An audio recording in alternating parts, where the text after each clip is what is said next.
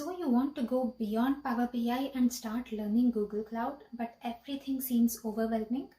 Don't worry. In this video, I will give you super simple step-by-step path to learn Google Cloud, even if you have never touched the cloud before. Hi everyone, my name is Bindu. Welcome back. So what's the step one? So where do you have to start? Firstly, get comfortable with the Google basics. Just get familiar with what Google Cloud is and how you can use the platform. You don't need to learn deep coding or deep technical skills at this level.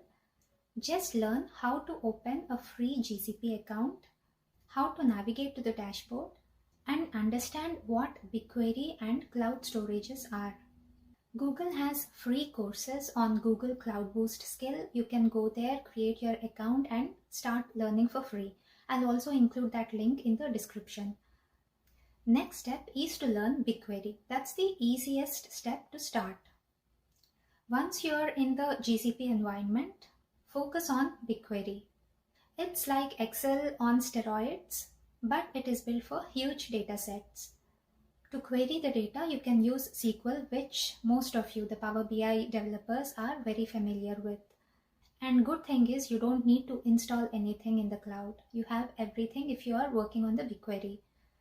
And also Google gives you free public data sets to play with.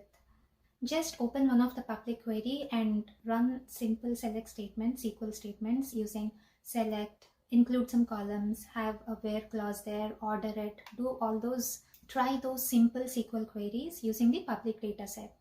And the next one you can try is try connecting BigQuery to your Power BI report. Just go to Power Query and go to Get Data tab and then select Google BigQuery there, and then you'll be able to pull data straight from the cloud. This is your first step towards using cloud data in the real-time projects, and it's actually very easy. And the next step you can try is build a mini project. Once you're comfortable connecting to BigQuery from your Power BI, build a tiny project, just one tiny project. For example, get a public dataset in BigQuery, run a few queries, and build a Power BI dashboard from it. No need for fancy pipelines or advanced tools. Just show you can connect cloud data to Power BI. So here's your simple path.